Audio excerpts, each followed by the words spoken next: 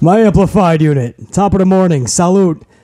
So much to talk about in the wrestling world. I'm going to do my very best. Immediately after we're done recording this vidcast, we're jumping on a plane, and wow, there's a lot of travel, a lot to do in the month of October.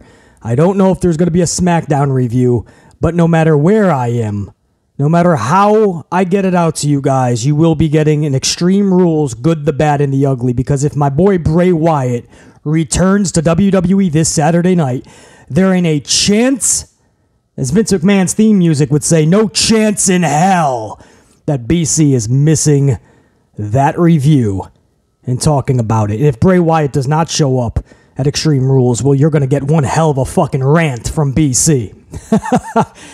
But the coffee bar remains shut down for now. We just switched the Amplified Studios, complete different location. You guys don't notice a thing. It's still the same set, thankfully. Sasha did an amazing job.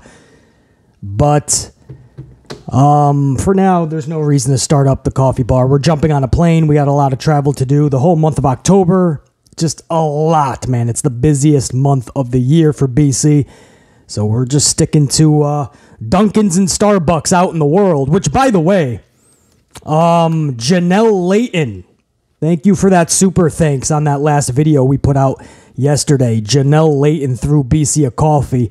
With how busy it is in October and all that BC is doing, man, Janelle's like, here's a coffee, BC. I appreciate that. It's never needed, always appreciated, and I always love seeing those highlighted comments from you guys, man. Going above and beyond, man, to show that love. It's something I'll never get used to, but I'm always going to be so appreciative. So, Janelle, I saw that. I appreciate the coffee. There's a lot to get to, man. There's obviously the Andrade Sammy Guevara situation. A lot of people jumped at the latest report last night. Andrade was sent home. Sammy got to stay. A lot of people started flapping off at the gums without knowing the information. If they just waited a few hours, the truth comes out. And of course, Andrade was looking for a fight. Andrade wants out of AEW. That should be extremely evident by now. Sammy Guevara is just an easy means to get there, right? Sammy's been supposedly causing drama backstage, especially with Eddie Kingston. There's mixed feelings about Sammy backstage, so he was an easy means to an end for Andrade. And Sammy's not very well liked these days, not even by fans. So, again, this was the easiest person to kind of poke at and get out of that company. And I think if he's really that frustrated in that company, I mean, Tony Khan, I know he's not releasing anybody, but I think, nobody should be someplace they're not happy, because Tony Khan is not going to benefit. The boss of any company with an employee who is that miserable there is never going to benefit. The employee will never benefit. In this case, the wrestler will not, the talent, and the fans will not benefit. The company will not benefit. Just let this guy go, man. But we'll talk more about that. That's just a little bit of, in the cold open, what we're going to get to. Because I'm not sure I can get to a SmackDown review this week. I want to make sure I give you guys at least an hour of content right now. I think I have enough time before I have to catch this flight. And if not, then I just missed a fucking flight. BC botched. But I think I have enough time to give you guys at least an hour of content, or at least around that. Give or take a few minutes. But I will be going over that, man, because the latest information we got, up-to-date information, might just shock you, actually, or not, but it might at least make you think a little bit more. Rather than just throwing Sammy under the bus just because you don't like Sammy, I get it. A lot of you guys do not like this dude. I'm actually a Sammy Guevara fan, but I totally listen to what you guys have to say. I understand why you say you don't like him, supposedly, even though personally I can't see... I can't see fucking cheering enthusiastically for Dan Garcia over a Sam Guevara, but I don't know what's going on with the wrestling world today, man. Sammy Guevara is all of a sudden boring, bland, Drama stir. He's an ass, and Dan Garcia should be pushed to the moon. I guess that's where we're at. But I listen to you guys. I hear it, man, and we're gonna talk about it, right? Because even though you don't like the dude and you want to throw him under the bus, what actually happened should not have shocked you. And I hope you look at it. If you take off the rose-colored glasses, I hope you look at this situation for what it is. What is that? BC will explain in just a few minutes. Or in a little bit, I should say. I also want to talk the ratings, man. We got to talk Monday Night Raw's rating. We got to talk NXT's rating. Wow. That's a wow. We got to talk that. And as far as AEW's rating, I just don't have the time. I'm going to have to catch this flight.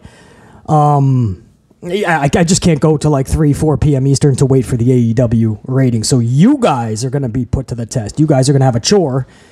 If anybody comes across the AEW rating, make sure you put it down below. Not just for BC, but for other channel subscribers, other people coming across this video that might that don't want to go fishing for a number. If you guys come across the AEW Dynamite rating number, make sure you put it down below. But we will be talking about the ratings coming up as well.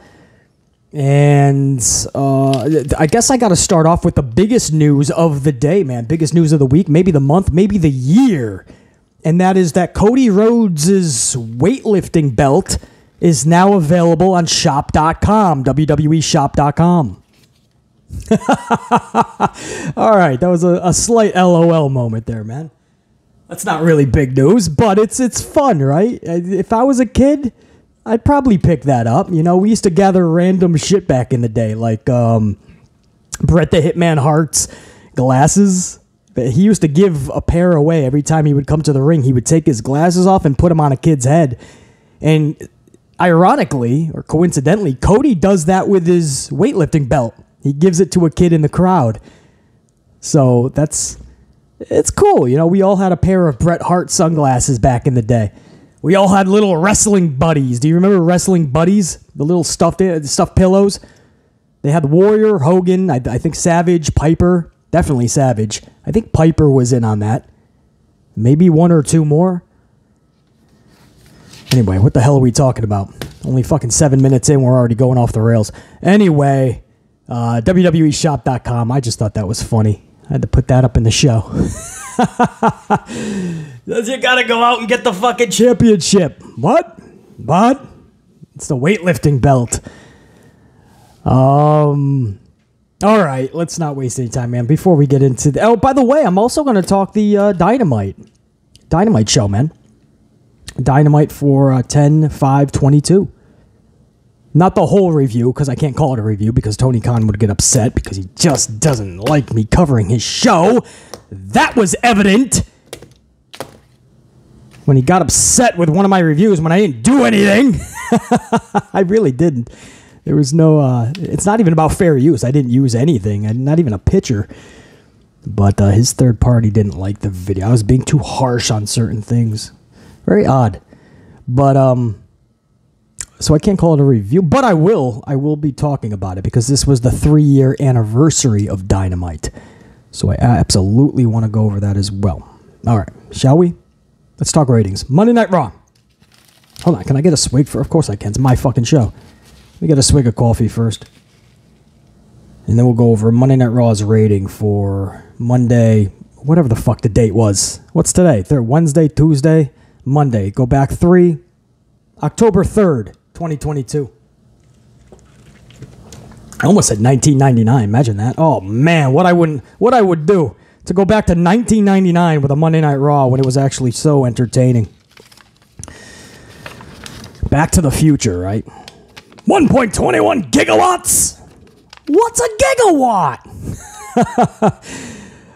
Monday Night Raw for 10/3/22 scored a 1.599.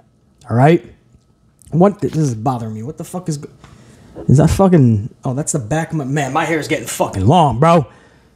I gotta shave my fucking head. No joke, because I'm the Macho Man Randy Savage for Halloween this year, guys. Macho Man. I know that's not I've played him before in videos and such, but I will be going this year to all the Halloween events as the Macho Man Randy Savage. So The hair isn't quite long enough for Savage. It's getting there. So I got to put on the old Savage wig. And it's just too hot in California and Florida for the parties. So I got to put the old wig on. So I got to shave the fucking head to put the wig on. That's all right. The hair grows back pretty fucking fast. But damn, I was like, what the fuck is that, my hat? No, my hair's getting that fucking long. We'll be shaving that at some point. What the fuck was I talking about? Oh, yeah, Monday Night Raw's rating, man. 10-3-22. 1.599. That is down from last week's 1.675. That is a 76,000 viewer drop for a go-home show to Extreme Rules. They lost 76,000 viewers. They're back into the 1.5s. Barely, man. Just under 1,000 viewers more, and they would have been at a 1.6, which is still horrendous, obviously. And I know so many people are going to be quick to go over to NFL football, right? That's our excuse for the entire season. We're going to hear NFL football. Doesn't matter what the game is. First excuse was week 1 when it was a doubleheader. Then it was because it was Giants and Cowboys, BC. Now it's California's teams, right? It's fucking Rams and 49ers or something like that. And it never ends. And there's no doubt that it takes a ding onto pro wrestling. There's no question. Just like holidays, presidential speeches, you name it. Hurricanes, we just found out with Dynamite, right? Dynamite scores a 990,000, man. For the first time in 6 weeks, they were booted from 1 million viewers by just 10,000 views. Well, if you look at the top 10 shows, 7 out of the 10 were Weather Channel type show. Not just the Weather Channel, but that type. It was ABC's, whatever the cable fucking affiliates are of the broadcast stations. 7 out of the 10 was all hurricane coverage. Millions and millions of people trying to see, if their family members or good friends are safe. Are they okay? Trying to look out for their lives and others' lives is a little bit more important sometimes. I understand that. 7 out of 10. If you're telling me that if the hurricane didn't occur, that Dynamite wouldn't have at least 10,000 extra viewers last week, it would have. Probably not that many more, but I would have thought 1,050,000 bare minimum. So that's why it doesn't change anything, but I would give them a little bit of an asterisk, a little bit of a mulligan last week for sure. The hurricane coverage covered 7 out of 10 cable spots. NFL doesn't do that. In fact, it was over 2 separate cable stations, ESPN, ESPN2. Combined, the NFL pulled in just under 13 million or around that number, 12.5 to 13.5. There's some fluctuation there. For some reason, there was a hesitation in the number. So I got to wait 24 hours to see the actual number. But it was between 12.5 to 13-ish. And that was between both stations, ESPN, ESPN2. So, there's no doubt it takes a ding, wrestling does. But that doesn't mean that this is an acceptable number. And this is why this is concerning. You guys remember when it was a 3.0 and then it started to dip. And we were like, fuck, man, we're going toward 2.5. I know there's people that just watch clips on YouTube now. There's the cord cutting. There's Hulu at the time. All of these excuses of why numbers are going down, right? People are off their TVs more. Phones are more where everyone's attention's. I get it. But BC always said, every live TV is what people want to be. It's the experience that they want. They just don't feel a need to do such. And that's up to the promoter or the channel, the company, the production. It's up to them to get the viewer to want to sit their ass on their couch, their king's chair, their queen's chair, and watch live TV because we want to. Look at the numbers Super Bowls pull in or playoffs. When wrestling is really hot, when there's something big about to happen, or it's a post-big pay-per-view show, post-Mania, something like that, or going into Mania, you'll see a flock of individuals, casual fans we call them, that flock over to the networks. People just want a reason. Pro wrestling just doesn't give enough of those reasons to want to watch live. So we understand all the reasonings why numbers are not exactly where they were, but there's no reason they should be falling this fast. And it seemed like that within just 2 years, they were at a 2.5 from a once 3.0. And we went, damn, that escalated quickly. And then we started noticing something else over the next 2 years, right? You started dipping 2250, then you started dipping to 2 million, and it became the norm, right? Once in a while, you'd hit 2223, but then you'd be right back to 122, and you saw what was happening. Monday Night Raw was fastly making its way to 2 million as its new standard, its new normal. So then we did the same thing when it was 3-0 to 2.5. From 2.5 to 2.0, we said, fuck, that's the new normal. We literally just lost 500,000 people tuning in live. And then we started noticing over the last year plus, we're slowly but surely, sometimes fastly accelerated, creeping from a 2-0 to the 1.5. So it was 3-0 to 2.5, 2.5 to 2-0, and now 2-0 to 1.5. I told you guys over a year ago that this was the trajectory. This is what's happening. If they don't get their ducks in a row and start waking up, you know, Triple H taking over at the same time that Vince McMahon was being investigated, which was the same time post SummerSlam, we started to see over 2 million in viewers. It looked like it was an uptick. And then we started to see the numbers go right back down. People said, there's some changes. I don't mind the changes happening. There's the Dexter Lumis, the 24/7 title is off. Some of the people are getting their names back. There's these little changes, you know, longer matches, a good storyline here, maybe, right? A semblance of a good storyline. But it wasn't enough of a bang in the change market that was going to bring these viewers in consistently every week. And we started to see the numbers go right back to 1.9, 1.8, 1.7. And what happened with football? 1.6, 1.5 even. And now you're starting to see, 2 weeks ago it was a 1.5, some odd. Last week it was a 1.6, some odd. Right back to 1.599 this week. What happens, guys, is if this is the new normal through football season, and you're talking 1.5, 1.6, if it's a really big game, then what happens, guys? Do we go to a 1.4? My point is, when you're done with football season, trajectory, right? The facts, history tells us at the max, you gain 250,000 viewers back. 300 is like the absolute ceiling. So I do say 250 to 3, but let's just play it on merit right here with WWE standards.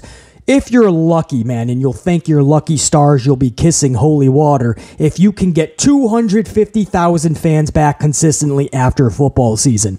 Well, if you're fucking around a 1.45 at that point, then your new top is a 1.7. And if you can't hold on to that, it's right back to the 1.6. That's what I mean.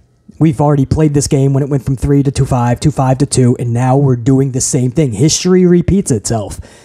That's why this is serious, guys. It's because it's not going up. It's not even remaining. It's just falling. The number for Raw is tumbling back into the 1.5s. And then what do? You can only go with history itself. You can only go with the facts that we have, the numbers, right? Statistics. That's all we have to go on because those are the only facts. What happens after this is we now slowly begin the process from 1.5 to 1 million. And within 2 years, because there's nothing any of our opinions can say to combat this fact. Within 2 years, WWE could be looking at 1 million in viewership. Well, if that's the case, don't be shocked if AEW is not just there, but even beating them on their Wednesday Night Dynamite shows, because they're already roughly around 1 million. They've only been around 3 fucking years for Dynamite. Last night was their 3-year anniversary. That doesn't give me pleasure to say that. Monday Night Raw is something that BC and so many of you have grown up on. But to watch this dwindle, and within 2 years, when it hits 1 million, what are you guys going to honestly say? Well, people are on their phones. It's YouTube. It's cord cutting. It's Hulu. No. Live. It's a Monday night. Everyone just got back to work. Kids, grown-ups, everyone's fucking exhausted. They just want to be entertained. Give them a reason to turn on their TV live, their big screen, and watch Raw. This is more than just a presidential speech or a football game or holidays.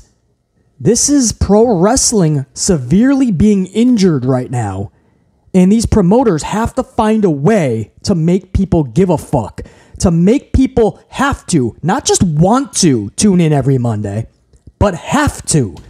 That's a problem. You guys know I'm right, man. This can't keep happening.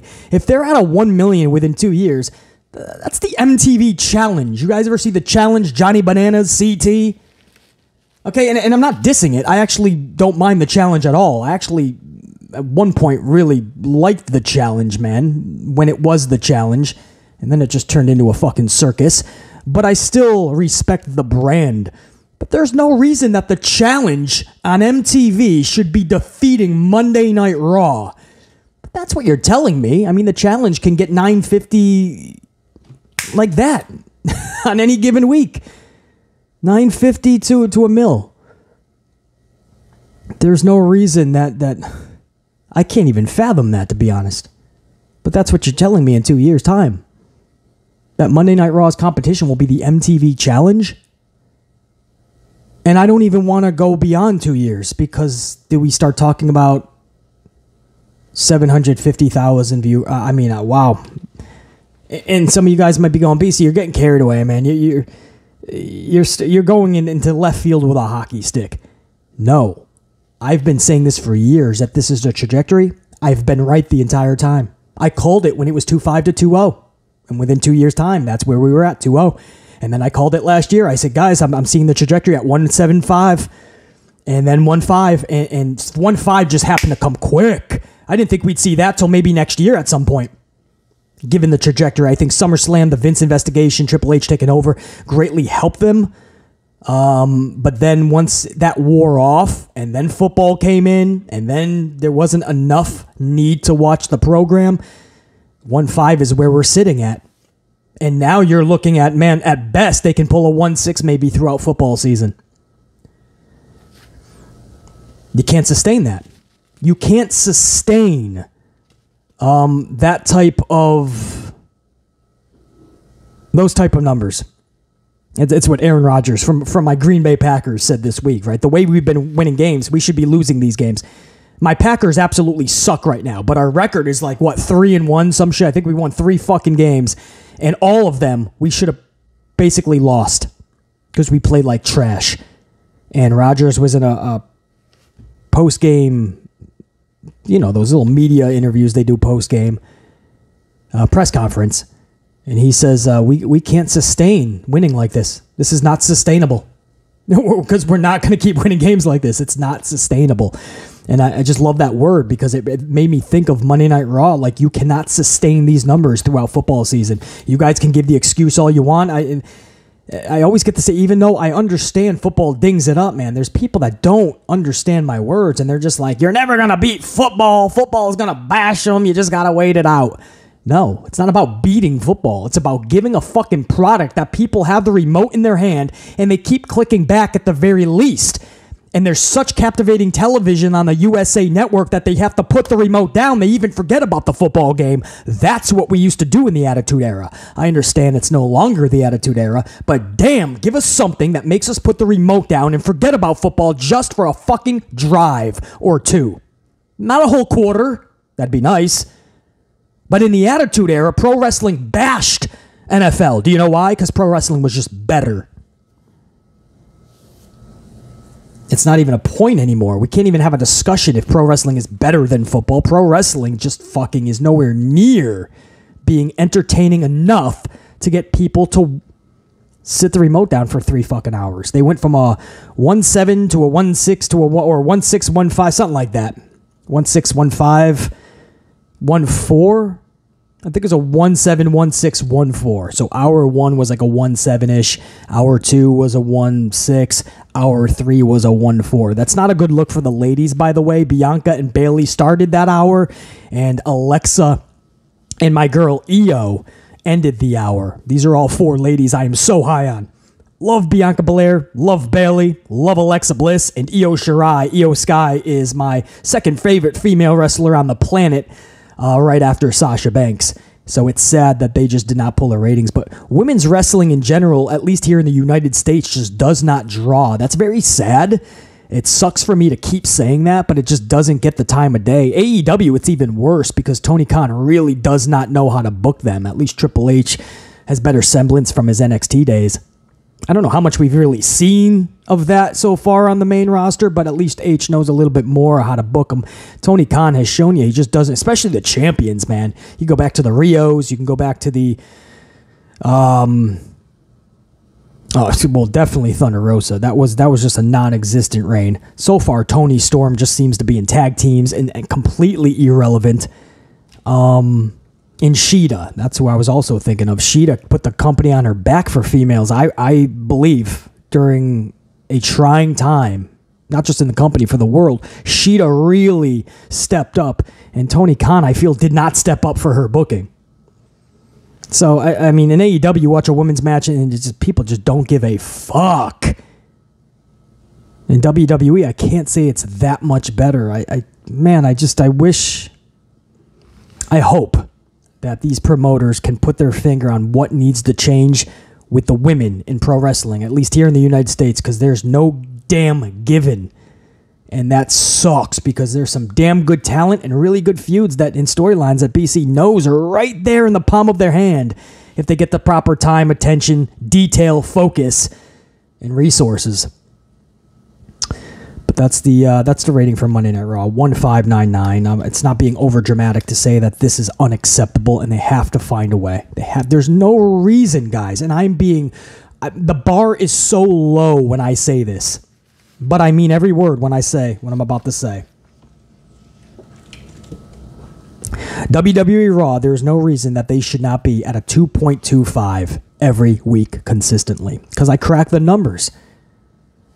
I see the roster, I see the talent, I see what they can do, I know what the network allows them to do storyline-wise, and when I put all of the evidence together, when I put all my research into one fucking rolled-up ball, the conclusion that I come up with, the hypothesis is this: Monday Night Raw should be getting a 2.25 every single week consistently. You hope for better, obviously, but in 2022... and how hard it's been for them to even get to 2.25 is bare minimum. And by the way, I mean during football season. Absolutely during football season. If you're pulling 12 to 13 million between two channels with the NFL, there's no reason you shouldn't at least get a quarter of that audience. And you're below that? I mean, what is 1/5 of nearly 13? 2, 3, 4, 5, 6, 7, 8. That's almost like 1/9, 1/8, 1/9 of the NFL. That's mind-bogglingly unacceptable. I don't want to hear you can't even compete with the NFL, man. It's too dominant. No, you absolutely can. I know, because I lived in a time where it was not just competition, they were beating the fuck out of the NFL. I understand it's a different time, but this is just nauseating to look at these numbers. 1599 Monday Night Raw. Moving on. NXT. This is a season premiere. This is a rehaul of the brand. A little bit more of the black and gold. A little bit. I mean, nobody was expecting that much change. But I think the ropes changed. There was the entranceway a little bit. The logo now is officially the white and gold and black, I believe. So there was changes, obviously. But get this, man. You want to talk bad. 625,000 viewers tuned in to this rehaul, to the season premiere. 625,000 people. This is down from last week's 688,000, which was already pretty fucking pathetic. That is a 63,000 viewer difference downgrade. So, season premiere, you got this fucking rehaul. 63,000 people decided to take off and say no thank you. You're supposed to gain viewers when you hear something like this, man. This is not good. 63,000 people leave to leave you, Triple H, WWE, NXT brand with 625,000 viewers. Now, a lot of you guys say the shows are good. NXT's been fucking rolling on all cylinders. It's worth more than 625,000 viewers. I hear you. I don't know exactly what they need to change, but it's got to be yesterday. They better figure it out because that's the business they chose. And you cannot sustain 600,000 viewers, guys. If they lose another, for instance, let me just give you a for instance, if you don't mind. Okay, so you have 63,000 leave from last week. Now, let's say another 50, right? Let's say it's not even 50. Let's say 50,000 more people leave this week for next week. That's leaving you 575,000 viewers. You're now fucking around with just over 500,000 people. For a prime time, a WWE show, NXT, it's still part of, on Tuesday night, you gotta wonder, Triple H going on this campaign that NXT is just developmental now, right? He made it clear that it used to be considered both developmental and a third brand. Lately, ever since he was asked, what do you feel about AEW beating you in the ratings? And he said, oh, well, congratulations, you beat a developmental system. Ever since, every interview he does, it seems, he makes it clear to tell everybody it's just developmental. And he even calls it the college football to what is to the NFL. What college football is to the NFL, basically, NXT is like college wrestling over to, well, I can't say that because collegiate wrestling is actually a thing. That's totally different wrestling. But it's the college football to the NFL. It's basically like the minor league. And he's making it a point so everyone knows that. I wonder if that's hurting them. It's almost like the old saying, shooting yourself in the foot.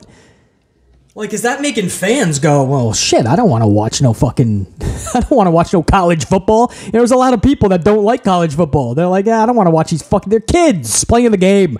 Once you start making the big money, sign the big contract, put the big boy pants on, and you play the big boy game, then we can talk.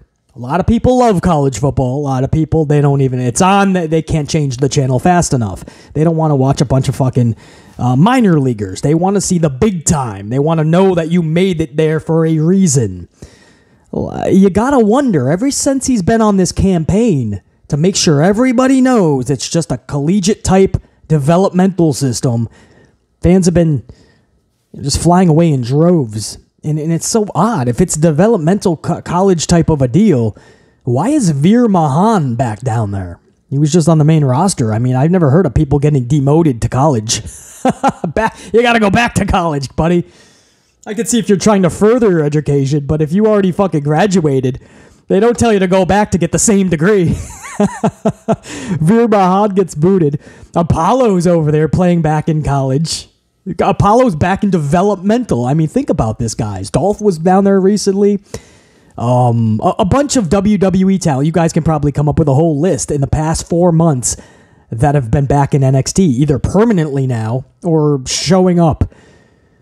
But it's almost like it just doesn't. It's not almost. It doesn't have an identity.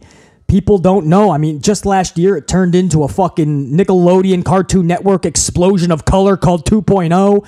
1 year later, it's back to the black, gold, whitish, kind of different logo.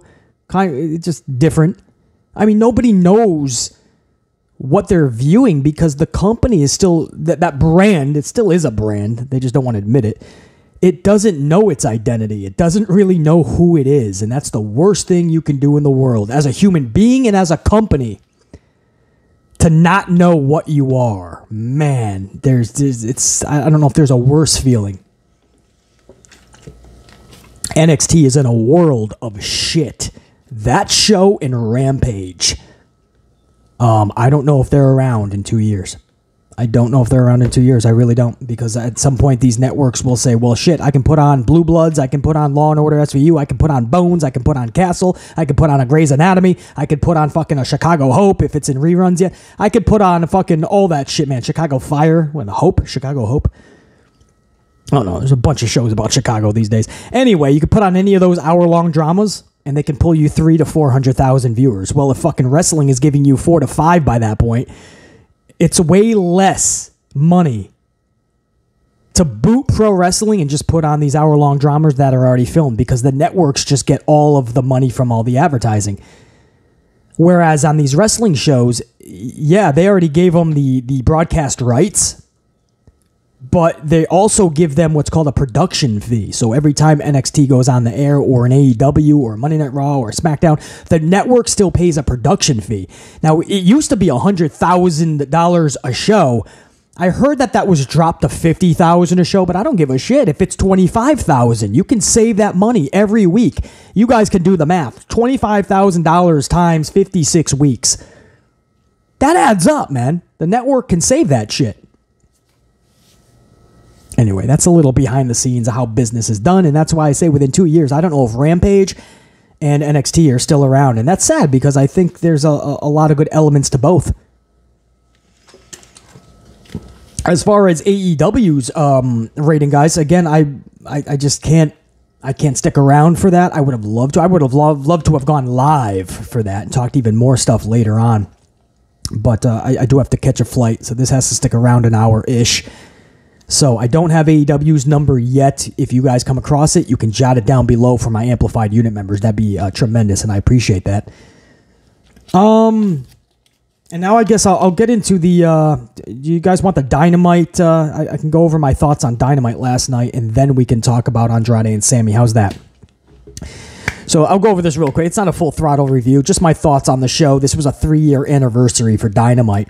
MJF starts the show. Gotta love that. Dude's a ratings draw. Q1 is a big ratings fucking momentum booster. So it's going to be interesting to see Q1 out of the ratings last night. MJF starts this show exactly where he should be. He defeats Wheeler Yuta to start the show. Good clinic for Yuta, but no way MJF is losing here. It's MJF. He's got the chip, literally and figuratively, right, on his shoulder, and he has the chip. He just has it. Literally. There's a chip on his shoulder and in his possession. But there's no way MJF is losing here. He's got that chip to cash in whenever he wants on the World Championship. So, much respect to Wheeler Yuta. You just ain't winning this match, bro. Post-match, Lee Moriarty attacks Yuta, and William Regal hits the ring. He's putting on fucking brass knucks as he comes. This is old school William Regal, bro. Regal wants MJF to sock him. So he's ready, but he's saying, no, you fucking deck me, bro. I'm old school. I'll show you how I used to grow up. MJF wants no part of this, man. He literally walks away. And it's almost like he's kind of like fighting with his own decision, you know? Like, that's not the way I wanted this to go down. Almost like a little character shift. Not a turn, character shift. Because you can't do a turn, man. That's not MJF. MJF as a face? I don't know about that, bro. But good first segment, man. Just seeing MJF face-to-face with William Regal. I'm like, I know the dude's out of his prime by years. But, whoa, that would be fun, right? Regal and MJF. Up next, Darby Allin defeats my boy Jay Lethal via the Last Supper fruit roll-up. You gotta feel bad for anyone whose Last Supper is a fruit roll-up, bro. If you guys don't know what the Last Supper is, man, he basically ties up your fucking leg around your fucking arm. Some weird type of a fruit roll-up. At least it's... I'll say this. At least there's effort, right? There's creativity behind the roll-up, right? I mean, Xavier Woods over in WWE, he tried to be funny about it. Because Woods knows, man. I know the New Day watches the channel. Much love to the New Day. Xavier, Kofi, Big E, much love to you guys, man. But Xavier knows, just like BC says all the time, enough with the fruit roll-ups, man. Everybody is losing via a roll-up these days, and it's in situations that doesn't even call for it. So Xavier Woods had some fun with it. He just calls it the back door, and he just rolls you up, and he calls it a name now, and that's one of his finishers. But with the Darby and AEW, he put some fucking thought into it, man. Let's do this. You know, and you're literally tying them up into like a fucking pretzel, so you would believe it can't actually get out. I still don't like it per se, but at least there's more believability in it. As far as Darby winning this thing over my boy Jay Lethal, listen, Darby needed a big win. This was it. Good for him. BC, big win, Jay Lethal. Come on, man. Yeah, that's what I'm saying. Anybody who's a real wrestling fan that knows like the history of Jay Lethal and just the, just this match, Darby and Jay, in BC's eyes, and I know so many of you guys, like neither of these dudes can lose this match. So yeah, this is a big match for BC, and I know for so many of you guys, absolutely I'll say that. And for Darby winning this, good for him. I'm not going to knock that at all, because as I just said, he needed that. But Jay Lethal did too, and as a huge Jay Lethal fan, it is so damn hard to watch my boy lose this many matches. Now you say, well, BC, he's like 21 out of 31 in AEW, isn't he? I think that is pretty accurate. 21 of 30. This one, I believe, made 31. But if you do your research, 18 of those 21 victories were on either Dark, Elevation, or Rampage. That's actually true. Trust me, that's my boy. I know all of his statistics. 18 of 21 of those wins, Dark, Elevation, or Rampage. That means only 3 of his 31 matches, only 3 wins on Dynamite. Other than that, a bunch of losses to big names on Dynamite. That's what I mean, you know. I can't wait for the day for Jay Lethal to string together consistent big W's when it matters. Not just 1 or 2 here and there, but consistently, because Jay Lethal is actually that fucking good. If you don't know that much about him, trust me, he's worth a second look. There's more to Jay Lethal than just what you know about him, like his promo with Ric Flair back in TNA Impact. There's way more to Jay Lethal, and I just hope he's able to utilize all of his assets in AEW. I hope Tony Khan really gives this guy the time of day. Hour number 1 ends with the TNT title on the line. TNT title match, Wardlow, the champion, versus The Machine, Brian Cage as the challenger. Wardlow defeats Cage with 4 Wardlow bombs. Cage's boys jump Wardlow post-match, and this brings out Samoa Joe and FTR. The response for Wardlow when he won that match, and the response for FTR that they received during the run-in save.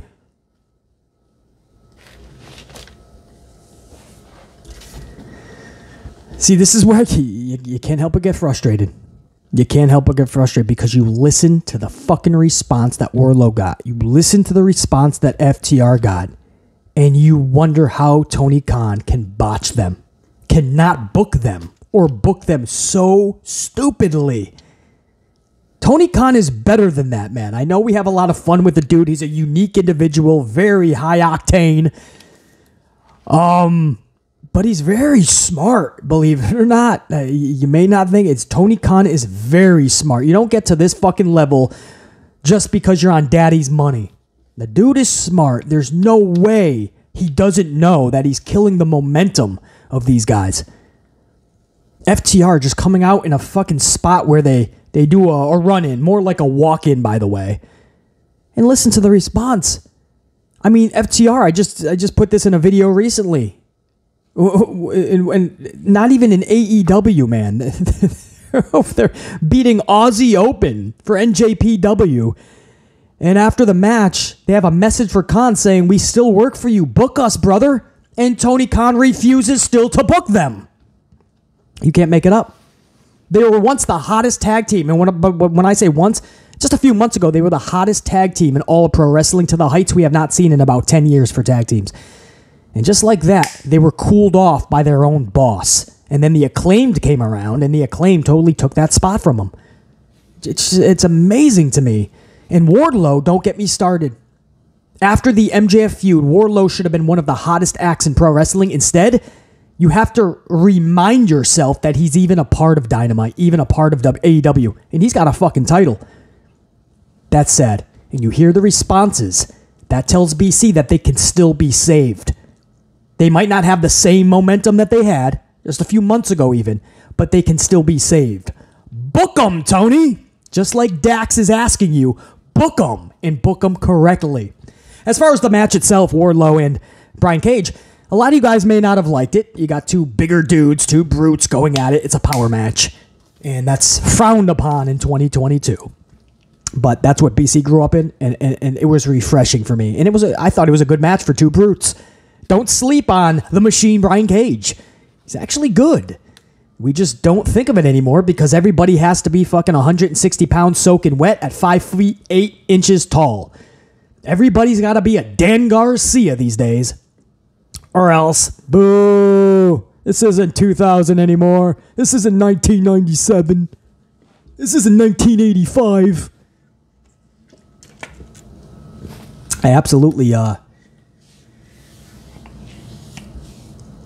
like to see more of these matches, you know, and when they can put on a good performance, you know, it's not like just two goofs just going, you know, like, I don't know, I definitely don't need to see Omos versus, I don't know, I don't need to see Omos versus Braun Strowman, for instance. You know what I mean? Obviously, it's a train wreck. But, you know, we don't just have to just boo or frown upon two dudes because they're bigger, you know? I mean, Wardlow shows you that with his responses. You know, if you book correctly, you can roll with that. So, I don't know how you guys feel about that, but I didn't mind that at all. It was refreshing to see two dudes in there that looked like pro wrestlers from back in the day. It's a crazy concept. Hour 2 starts with a 6-woman tag schmaz, or trios is what they're called in AEW. Serena Deeb, Jamie Hayter, and Penelope Ford versus Willow, Athena, and Toni Storm. That's right. Your champion, once again, thrusted into a multi-person schmaz match. Why? Because this will make Toni Storm look really, really good as a champion. Or not so much. Paige Saraya is playing the role of cheerleader for the faces. So this made a lot of people go, oh no, is she going to be reduced to just a cheerleader now? Even BC, I was like, oh, this is not good. Like, then why even, did we really sign her to be like a manager? Come on, bro. What were they called in WWE? PCP or something? Remember, she was like managing a trio. I was like, this is not good. But that would change in a few minutes later. I'll get to that. But Willow picks up the W via pinfall over Penelope Ford first. So of all the ladies in here, Willow is the one that picks up this W. Now, if you're like BC, you thought, well, shouldn't that have been your fucking world champion, Toni Storm? She could use that. Even though it's still almost non-existent. It's a 6-woman nonsensical tag match. But still, that's your champion. Maybe if the faces are going to go over, let Toni get it. Maybe Athena, right? Athena's already played the bridesmaid so far in AEW. She's always runner-up. She's always second best in her title matches and all the big matches. So maybe Athena gets a big W. But they give it to Willow. And the reason, guys, is because a segment later, Willow is actually... they set up Willow versus Jade Cargill. I think this is going to be Cargill's 40th victory. 40-0 after she beats Willow, I believe. I'll go back and check that out. But they set up that matchup for the TBS Championship. So that's why, if anybody gives a fuck, they wanted to kind of build Willow up to be the next one fed over to Jade Cargill. Whatever.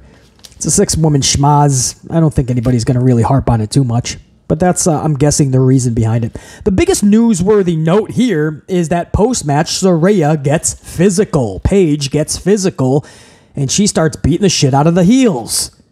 Throwing Britt Baker out, Hayter, dropping Ford, I believe it was. It was pretty fucking good.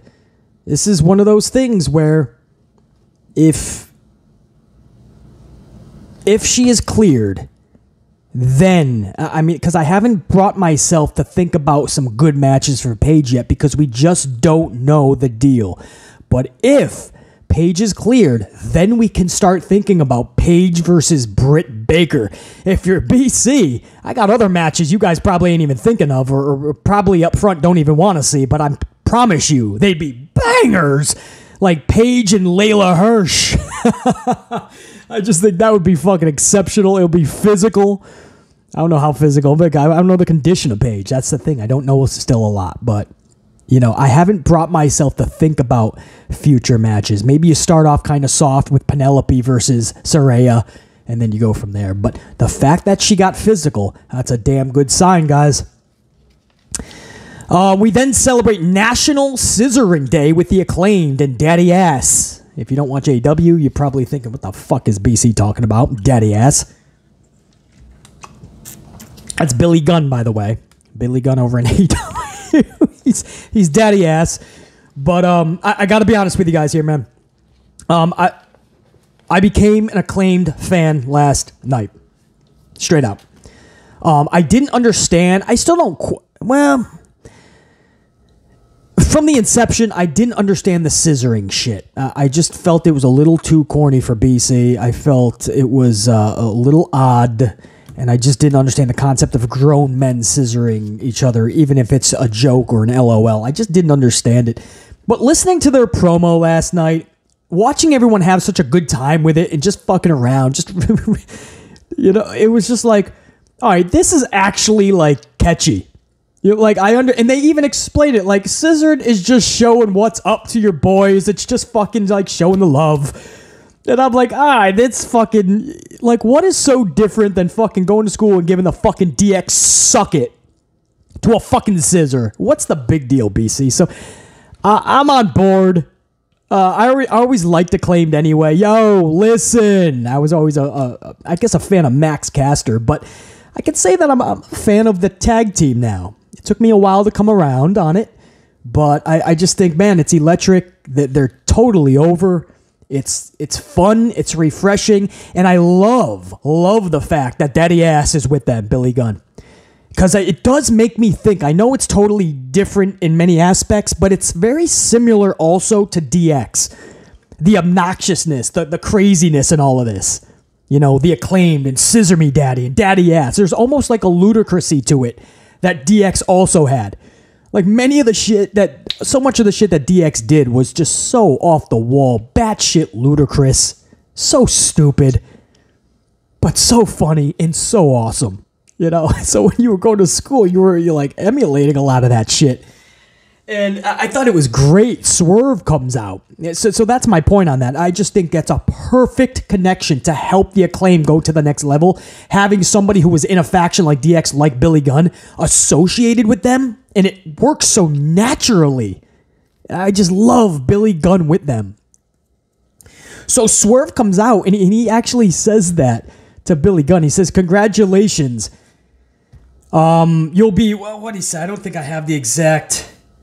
He said, now this is what Swerve says, now a new generation of kids can get suspended from school like 2 decades ago. And what he means by that is everybody was going, trust me, I was one of them. We were going to school and we were fucking doing the DX suck it chop to everybody. Principals, teachers, friends, it didn't fucking matter. Cars driving by, everybody got the suck it. You were getting suspended from school. You were getting thrown out of class, in trouble, parents fucking whooping you. And now Swerve is like, congratulations, everybody's going to be fucking telling their teachers and principals to scissor me, daddy. I just thought that was great by Swerve. So this sets up Swerve and Billy Gunn for... Man, they were setting up so many matches. There's next week Dynamite Toronto. I forget if it was in... I think that match is going to be in Toronto because they're also setting up the big October 18th Tuesday night Dynamite because playoffs are preempting the Wednesday night slot on the 19th. So because of the playoffs, they're being booted. Is that NHL? NHL, I think. But fucking, they're getting booted. I don't think is that baseball? Because the baseball playoffs are out. No, NHL is done, isn't it? Listen, playoffs are fucking starting. By the way, congrats to my fucking Yankees. Aaron Judge hit his 62nd home run. So fucking special. He's in the same league with Babe Ruth and Roger Maris now. My boy Aaron Judge, we better sign that motherfucker for next year. Or that's a huge Yankee botch. And 99 game win season. We were hoping for 100, but we got our asses whooped last night by Texas. And now we are kind of, we're limping into the playoffs, but we'll see how far we can get. But the playoffs are preempting Dynamite, and now they're going to be going head-to-head with NXT on Tuesday, October 18th. That's going to be a massive night of wrestling, man. AEW versus NXT. And of course, other events. They're just pumping up so many matches, so I forget exactly where Swerve and Billy Gunn are going to be, but I think it's next week in Toronto for Dynamite. So they set that matchup up. And I like this, man. So Mark Sterling comes out to interrupt. This was just so the faces Acclaimed can beat the shit out of somebody, and it ends up being Mark Sterling.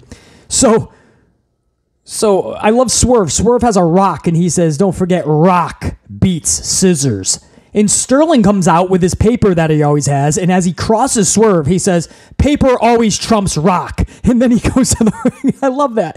You got the scissors by the Acclaimed. You got the rock that Swerve has in his hand, and then Swerve, what the fuck? what's the fuck his name? Mark Sterling, not Swerve. Sterling comes out with a piece of paper. Rock, scissors, paper. I don't know why that made BC fucking LOL, but it did. And then Strickland tries to be scissored, and he gets fucking his ass whooped for his efforts. Yeah, so BC became an acclaimed fan there because I just, man, they're just just a load of fun. They're fun. It's catchy. They all can wrestle. And you got fucking daddy ass Billy Gunn like leading this ship. You can't go wrong. Yeah, I'm on board with this shit, man. It took me a while to come along. Hangman Page then defeated Roosh via buckshot lariat pinfall. Post-match, Private Party is about to hit the ring, but Max? What the fuck is Max Dupree? What the fuck is Max? Who the fuck is Max Dupree? LA Knight shows up. No, Mox ends up hitting the ring, and he literally scares off the Private Party. Another LOL from BC.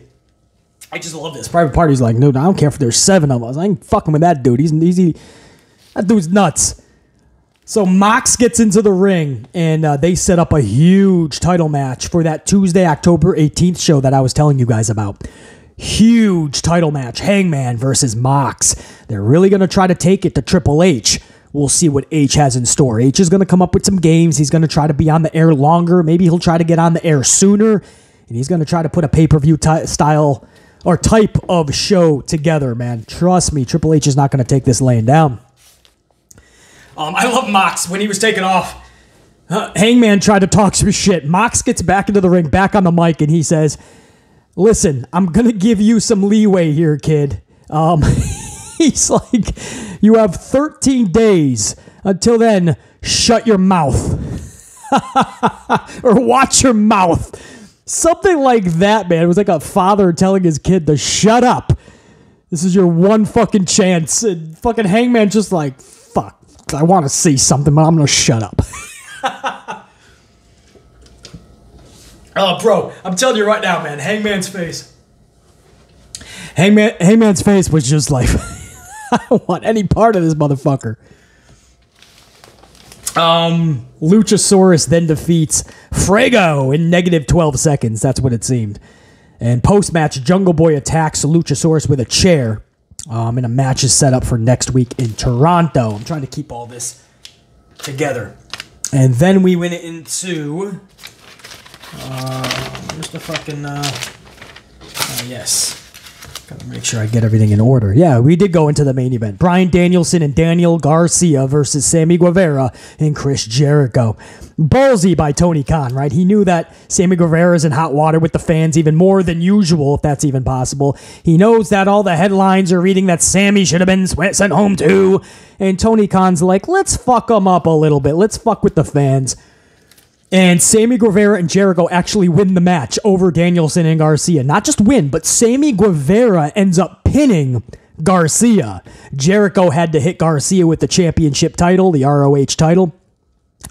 And Garcia was just at that point pinned by Guevara. Guevara is now up in the arms of my boy Daddy Magic and fellow JAS members. He's up on the shoulder, so Sammy is like your lasting image. Sammy Guevara is celebrating. It's almost like Tony Khan said, fuck you to the fans. That's right, I didn't send him home, and he's going to be your lasting visual in victory.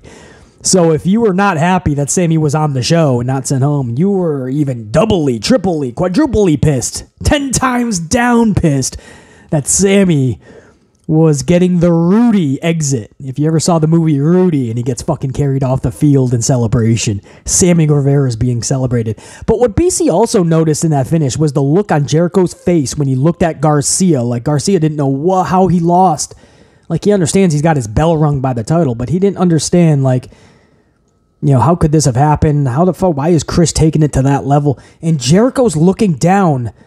JAS is celebrating with Guevara up on their shoulders, and Jericho's kind of a little like sad, a little depressed that he had to do that to Garcia. Like, look at Jericho's face, and he's looking at Garcia like he's his kid, and he didn't want to do that, but he had to teach him a lesson. And Garcia's there befuddled. I noticed that. That was a really good fucking story being told there. And then we go off the air. That's the 3-year Dynamite anniversary. Now, what I'll get to, because I know we're approaching, if not already, at about an hour, so I don't want to keep you guys here all day, and I got a flight to catch. Andrade and Sammy. I already went over. By now, you already know exactly how this all unfolded. Over on social, or actually it started with an interview, Andrade came clean and said, listen, I don't like Sammy, and a lot of people don't, because he goes backstage and he complains too much like a bitch. That's what Andrade said. He said he complained, went to the locker room and said, I hit him too hard to people. So I confronted him, and he said there was no problem. Sammy got wind of this, and he called him a fucking liar. Straight out. You didn't come up to me. You didn't say shit. And he said, just go back to WWE like we all know you want to and fuck off. So Andrade came back and said, okay, well, I'll see you Wednesday. Now, I don't know what that means where you guys grew up, but in the projects, when somebody says, yeah, I'll see you tomorrow, I'll see you at school, or I'll see you at Building 7, or wherever, that means you're going to be throwing fists, right? You're going to be fucking throwing blows. You're going to be fucking decking somebody upside their dome piece, right? You won't beat the fuck out of somebody. So I don't understand what people think was going to happen. A lot of people are just blaming Sammy Guevara. Because what happened, guys, is the initial report came out from last night that there was an altercation and that Andrade was sent home. Sammy got to stay. This sent the world of wrestling into a buzz. How dare Sammy gets to stay and Andrade goes home. But nobody had the facts yet. And BC was kind of thinking, okay, well, hold on. I bet you I know what happened. Andrade is telling him we're going to fight, basically. I'll see you Wednesday. Doesn't mean we're just going to chit-chat over some fucking coffees. You get it? I'll bring you a Dunkin', okay, Sammy? And we'll talk catering. No, bro. Absolutely not. What this meant... Get a swig of my fucking Fiji for a second, if you don't mind, man. Because this might take... I'm not going to keep you here forever, but I got something to say. Salute to all my fucking unit out there, man. Over an hour on this vidcast already. But he's not going there to talk to Sammy Guevara. He's going there. He's telling Sammy, I'll see you Wednesday. Like, fucking step up, put the big boy pants on, and we gonna fucking go at it. That's what I'm reading when I see you Wednesday. You're gonna throw some fucking fists, bruh. Or maybe in 2022, that just means they're gonna talk. I don't know. But Andrade just seems old school to me, and it seems like he's going to, he's got something in mind. And we already know he wants out of AEW. He wants to go back to WWE. He literally, just in his last interview, said, well, I haven't talked to Triple H, but my wife works there. He knows exactly how to get in touch with me if he needs to, and I'll talk to him. I'm like, what the fuck? He said for legalities, I can't really talk to him straight. I'm like, this dude gives no fucks. He's telling Tony Khan, basically, by telling the world that he can't wait to get over there. Do you honestly think he's not going to try to do that through Sammy Guevara? So people hear this initial report and they're flipping the fuck out. I'm thinking, I bet you Andrade threw some blows, bro. And then we come to find out, the latest report we got is that Andrade is the one that ended up throwing punches from the jump. I guess there's an initial report that Sammy Guevara may have pushed him. We don't know if that was to start or to get Andrade off of him. Like he's throwing blows and Sammy just pushes him off. But obviously, Tony Khan found out exactly what happened from people there. And the conclusion he made was Andrade has to go. Andrade was the aggressor. Now, you could say Tony Khan, Sammy Guevara is more of a favorite of Tony Khan. But if you think that Tony Khan is just going to allow that to happen and then have Sammy Guevara being carried off in celebration, Sammy Guevara gets the ultimate pin in the main event. That would have been altered if Tony Khan honestly thought that Sammy Guevara would just ran up to this dude and started decking him out of the blue. Especially with what just happened with CM Punk and the Elite at All Out in that post-event media scrum. There's no way. I honestly believe Andrade showed up with one purpose in mind. He told the dude, I'll see you Wednesday. A lot of dudes know that is code for we're gonna go to war, motherfucker. Right? We gonna... They work together. I'll see you Wednesday. He's gonna see him Wednesday. They work together. He's not gonna see you and drink coffee with you. And then on top of that, if you look at what Andrade said, it was just like a couple of posts before his last one, which is respect me and I will respect you. That was the last post as of press time, as of the recording of this vidcast. That was the last message that Andrade sent out on his social. Respect me, I'll respect you. And then like below that, 1, 2, maybe 3 social media posts before, he was responding to somebody and he said, I hope to make it to Rampage. I hope to make it there. And he said that because he knew what he was ready to do. He knew what he was going to do. And he knew what a repercussion, what a consequence could stem from what he was about to do. It's right there on his social. He says, I hope to make it there. Why would he not make it there? There's no inclement weather where he's traveling from. There's no reason. He hopes to make it there because he knew what was going to happen Wednesday was most likely going to get him out of AEW, or at least he was not showing up Friday. He knew ahead of time. But the whole wrestling world just shit on Sammy Guevara out of nowhere, and I understand a lot of people just don't like this dude. Ever since he started making out with Ty Conti on air every show, the wrestling world seems to, in a snap of a finger, blink of an eye, drop of a hat, stopping on a dime, they have turned on Sammy Guevara. Sammy Guevara was really looked high upon by fans. Now, all of a sudden, the wrestling world has turned on this motherfucker. And I know everyone has reasons for their own, right? He causes too much drama. BC, look what he did with Kingston. Well, you look what he did with Kingston. I didn't think Kingston either would flip out because somebody called him fat. Kingston is the king of telling everybody how they feel and then bashing them in their mouth. But, you know, and I'm high on Eddie Kingston. So I didn't expect that type of response from Kingston, to be honest. But people say, okay, he stirs up shit. He's a drama starter backstage. Well, then what the fuck are you doing cheering for CM Punk? He's done that since the beginning of time. Oh, you just don't like Sammy because he's arrogant. Maybe a lot of people don't like Sammy because he has Ty Conti. He's fucking Ty. Congrats to that young son of a bitch. He gets to fucking bang that fucking Brazilian. How you doing? I think she's Brazilian, right? Well, she must be with that fucking ass, bro. So, I mean, you can't hate Sammy Guevara for being that fucking young, that talented, fucking that girl, and living the life. I just don't understand the hate that Sammy gets. But if you guys honestly feel that way, it's how you feel. I'm a Sammy Guevara fan for many reasons, and I like the kid. I really do. You know, he's got a lot of growing up to do, no doubt. But to see everybody just jump to the conclusion that he should have been not just sent home, but fired, Andrade should be there, that was wrong. And people jumped to the conclusion just on the initial story. The latest word we're getting is Andrade was throwing many fists. And actually, the word that I'm getting is Sammy didn't even throw a punch. Now, we'll see. We'll get more details.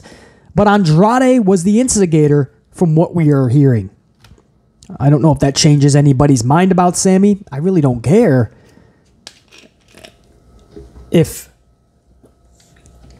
Andrade wants out that bad, Tony Khan just has to let him go. I know the new policy is no more releases. No more releases. I'm not giving Triple H anybody, is what Khan said. But if somebody is that upset, that miserable being in your company, it's not a wrestling company then. It's not a company. It's not a place to go to work. It's a prison. Because you have people that you're ruling over that don't want to be there. They're miserable. They want out, but they can't get out. I call that a prison. Maybe with slightly better food. Just let the guy out. I said that in WWE with so many people. With Rusev, with Brody Lee, Luke Harper, FTR. There were so many people that we said that about. You know, I said that about Ali recently when Ali wanted to get out, asked for his release, and Vince was like, "Nah, you go nowhere. You're gonna stay here and job out." You know, I said that in WWE. I got to say that in AEW. If somebody is that miserable, sit down, come to a conclusion. If you can't come to a conclusion to keep them there, then as the owner, you got to find a way to part ways. Dude, I'm sorry it didn't work out. I'm sorry you're that miserable here. All the best. So you say, well, BC, he can't just throw Triple H talent, man. That's not smart business. No, you stick out your contract. Too fucking bad. You signed it. Again, I hear you.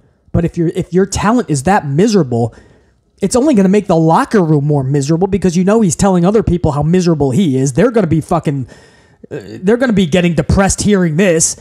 It's going to affect the locker room. It'll affect the product. It'll affect his performance. It'll affect the interactions with Tony Khan and his people. So this is beyond just giving Triple H a talent. You know, this is literally will affect the company, man. Sometimes you just got to cut your losses. If somebody is that miserable, let them loose. You'll be helping your company a lot more. And then there's the question, is Sammy Guevara correct? He told Andrade, he said, are you mad at me or mad at the fact that you couldn't get over for a second time in a completely different company? 2 times now, you just don't get over. You know, when he was with Zelina in NXT, I thought it was really fucking good. I remember that match he had with Drew McIntyre, bro, in NXT, and I was like blown away by that. You couldn't fuck up him and Zelina. Somehow Vince found a way. Same thing with Rusev and Lana. I thought as heels, they could have been something immaculate in WWE, and then Vince butchers the booking and then takes Lana away from Rusev, and then it was just all weird and it just didn't work. But they absolutely had a chance. So it'll be interesting to see if Andrade goes back to WWE under Triple H's tutelage, under Triple H's watchful eye once again. Can Andrade get over? I don't know how you guys feel about it. I believe there's absolutely a chance. The right mouthpiece, absolutely. But Tony Khan doesn't know what to do with an Andrade. That's obvious. He's had 106 managers. He's been involved in 46 things, and none of them have stuck to the wall. It's time for him to go. And, you know, it's not always Sammy's fault, man. You know, the kid's going to have growing pains. He's still young. He's still learning. He's still got some growing up to do. But, man, the hate that this kid gets is off the chain. And it's funny, but not funny, that I peg it right to around the time where he got with Ty Conti. And then ever since then, it's slowly and then all of a sudden acceleratingly started deepening and getting more fucking harsh. And this kid now is just, I don't know, man. But when we found out about the altercation, nobody cared about Andrade. They were like, it's Sammy! And then the latest report we get is, it actually wasn't Sammy. And I don't understand what people thought, man. Somebody says they'll see you Wednesday. Yeah, Sammy was like, all right, I'm not going to run away from you, bro. So Sammy went face to face with him like, what do you got? What do you want, bro? I don't understand how people don't see that Andrade was the instigator in all of this. This all started because Sammy went backstage to the locker room and said that he felt Andrade was hitting him too hard. Okay, I can see if you guys don't like that, right? Oh, cry about it. Or just go to the ring and fucking hit him harder. But he didn't take it initially out into the public. Andrade did. And then Andrade said, I'll see you Wednesday. And then Andrade accelerated it. He preconceived what he was going to do. And he said, I hope to be there on Friday. He knew what he was going to do. So even though you don't like Sammy Guevara, let's not totally let Andrade off the hook. My name's BC Amplified. This has been one hell of a vidcast, man. I would love to have gone another fucking hour, but I do have a plane to catch. I hope you guys have a kick-ass rest of the week. I can't do a Friday Night SmackDown, I don't believe. Too much to do this week. For the rest of the week, anyway. I'm going to find a way, late Saturday or sometime Sunday, to get out an Extreme Rules, Good, the Bad, and the Ugly to you guys. There's no fucking way. Especially if Bray Wyatt returns, my boy. There's no way we're not going to talk about it. I haven't figured out how I'm going to get that out to you. But we're going to do it, man. Salute to all you guys, man. You guys are the best, my amplified unit. And until next time, Top Guy and I am out. Think, be, live, amplified always. Till next time, check you later.